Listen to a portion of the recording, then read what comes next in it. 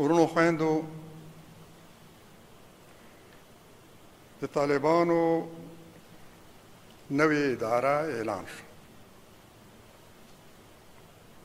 دا یو ضروري او عاجل کار. مخکنی اداره او نظام حکومت ختم شوی، یوه تشه رامنځته شوې. دا تشه به ډېر زر په هماغه لومړیو کې ډکه شوې وه. ښه شو چې اوس دوی یوه کابینه اعلان کړه. د ترکیب څرنګوالي د ځینو کړیو له لورې، کورنیو او د بهرنیو کړیو له لورې اعتراضات او نیوکې کېږي چې دا ګواکې د یو ګوند حکومت، حتی د یو قوم حکومت، حتی د یو مذهب د پلویانو حکومت تر دې نه وړاندې ځي. داخل کې هم ځینې کړي دا نیوکې لري او اعتراضات، او په بهر کې هم. د طالبانو ځواب دا دی چې په دې کې به حتما او ډېر ژر مثبت تغییرات راځي. ګواکې دا د یو ضرورت په اساس جوړ شوی، او په دې کې به حتما زر او مثبت تغییرات راځي. ګواکې دوی اوس همدې ته ضرورت درلودو چې خپل نخبه، تر ټولو نه لوړ شخصیتونه زر زر د دې تشې ډکولو لپاره په وزارتونو وګماري. ګواکې دا یو ثابت او دایمي نظام او اداره نه ده. په دې کې به ډېر ژر مثبت تبدیلي راځي. حزب اسلامي په مجموع کې د وروستي بدلون او مثبتو تغییراتو حمایت کړی. دې حمایت ته دوام ورکړي. د خیر په هر کار کې له نوې ادارې سره مرستې او ملګرتیا ته چمتو دی. سیاسي لحاظ هم، اداري لحاظ هم، نظامي لحاظ هم، په هره برخه کې د خیر په کار کې. ځکه دا زموږ ته د دین لارښوونه ده. دا زموږ د رب له لورې موږ ته لارښوونه ده چې د خیر، د بر او تقوا په کار کې مرسته وکړي. د هر نیک کار، د هر نیک ګام چې طالبان او د دوی د اوسنۍ اداره او حکومت اوچتوي، موږ مرسته او حمایت کوو.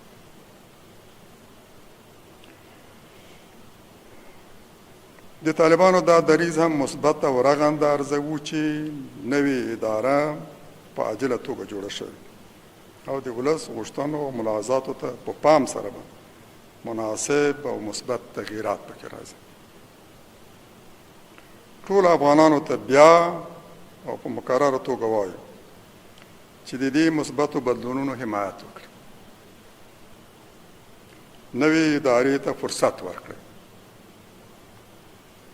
د شرخوښو مخه ونیسي.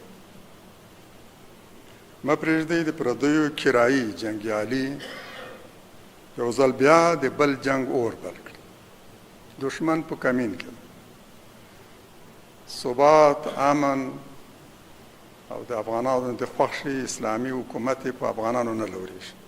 نه پرېږدي چې افغانستان کې ثبات تامین شي، د ملت د خوښې یو مضبوط حکومت جوړ شي، امنیت تامین شي، جګړه پای ته ورسېږي.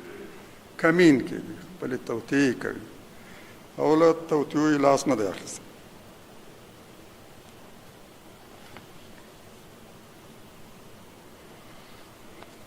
ورونو خویندو، ما د مبارزې له پیل تر نن پورې په تېرو 53 کلونو کې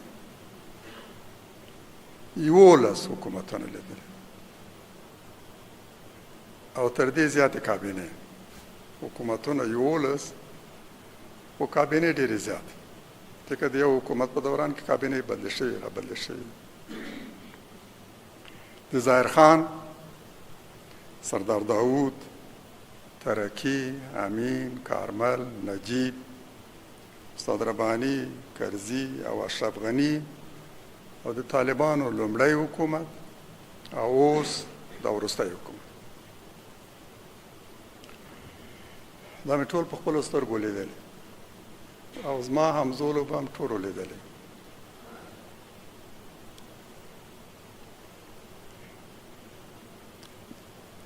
که د دې نوي حکومت د کابینې ترکیب له مخکنیو سره مقایسه کړو نو یقینا چې دا تر مخکنیو له څو پلوه ارجح دی او د تایید او حمایت وړ. مخکني په بهر کې جوړ شوي ټول بلا استثنا، د جاسوسانو او پردیپالو ځالې وي، کمونستان، سیکولران، ملحدین او ستر ستر مفسدین د کابینو غړي وو. مشران دیني او ملي ارزښتونو ته نه یوازې هیڅ تمکین او التزام نه درلود بلکې هر څه یې د پردیو په پښو کې ذبح کول، حتی د دیني او ملي ارزښتونو په شمول استقلال، خپلواکي.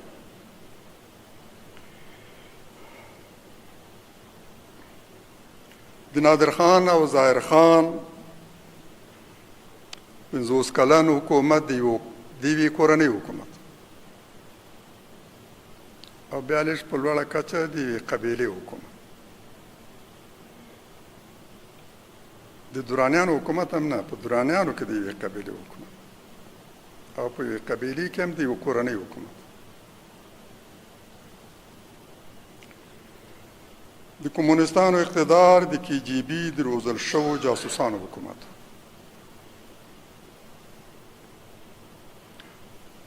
له کمونستانو پرته هغوی بل څوک په خپل حکومت کې نه قبلول.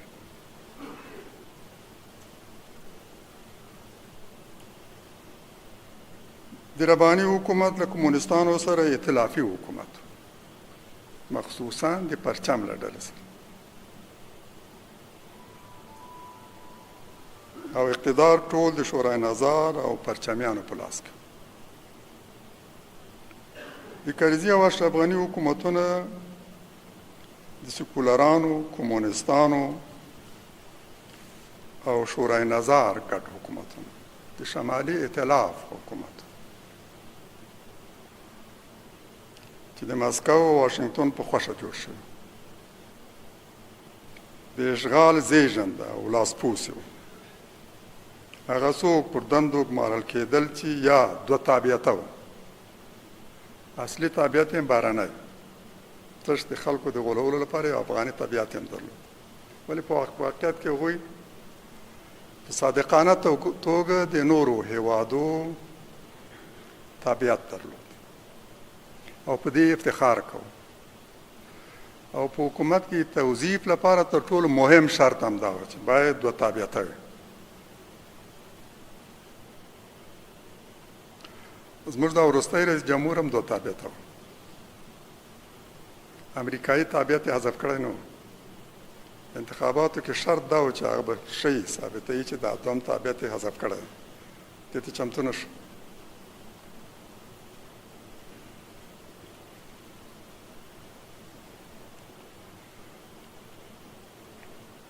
او هغه چې په غربي انجیوګانو کې د کار مخینه درلوده، اکثر تاسو چې وګورئ وزیران والیان له هماغو جوړ شوي دي چې تر دې وړاندې د شوروي اتحاد په خلاف د جهاد په دوران کې انجیوګانو کې کار کوي. په انګریزي پوهېدو، اسلام ته یې نه ژمنتیا درلوده او نه درناوی.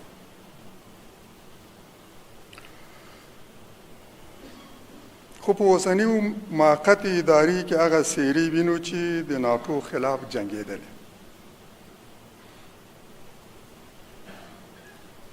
زندانونه یې ګاللې،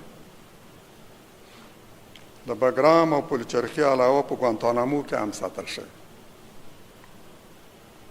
او کلونه کلونه یې په زندانونو کې تیر کړي. همدې ته په پام سره او دا چې جګړه پای ته رسېدلې، نن الحمدلله جګړه پای ته رسېدلې، بهرني ځواکونه وتلي، د اشغالګرانو له لوري تپل شوی نظام او د پردیپالو سلطه واکمني نسکوره شوې او د اقتدار د مستقلو جزایرو ټغر ټول شوی. قومي جنگونه پای ته رسېدلي. امریکایانو هم د یو قومي جنگ حمایت کوي، یوې د بل په مقابل کې. غیر پښتون د پښتون په مقابل کې هغوی جنګولي. دا جنگ اوس پای ته رسېدلی. د اقتدار مستقل جزایر هم له منځه تللي چې هدف یې زموږ د ملي وحدت تضعیف او د افغانستان تجزیه وه. دا لوی لوی او سترې سترې لاسته راوړنې.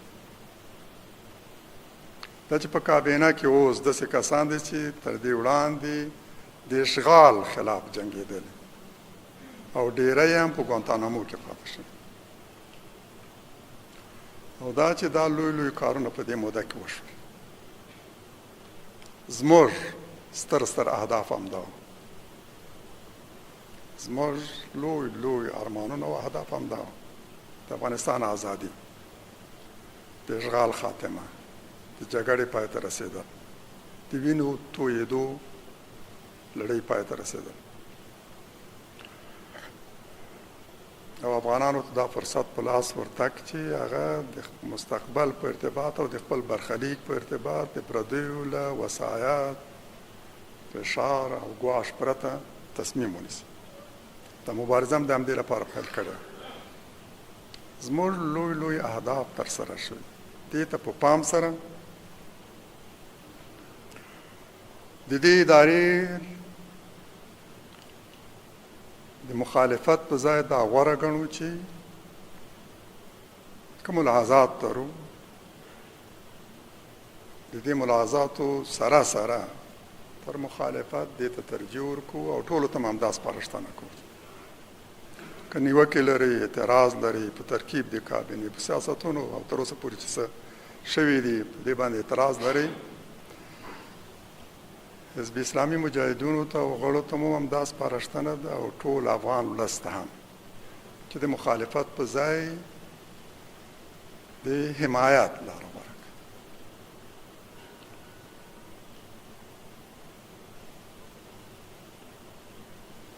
د ستونزو په حال کې له دوی سره ملګرتیا او مرسته وکړي. نیکې مشورې ورکړي. د چا په لاس کې چې اقتدار پرېوځي تر ټولو زیات دې ته ضرورت لري چې خلک ورته نیکې مشورې ورکړي، په وضعیت یې پوه کړي، ستونزو او کړاوونو، موانعو، ګواښونو ته متوجه کړي او د هغه مقابلې کې څنګ کې ودرېږي او مرسته ورسره وکړي. موږ دې مرستې ته چمتو یو په هماغه مواردو کې چې دوی ورته ضرورت احساسوي. تعاون مو مشروط نه دی په دې چې موږ به په حکومت کې شامل بیا به مرسته کوو. نه، بلا قید و شرط. د خیر په کار کې د هر چا مرسته کوو، حتی د کافر هم چې د خیر کوم کار کوي موږ ملګرتیا او مرستې ته چمتو یو. الله تعالی موږ ته همداسې امر کړی. کله چې دوی د مرستې او تعاون ضرورت احساس کړي موږ چمتو یو.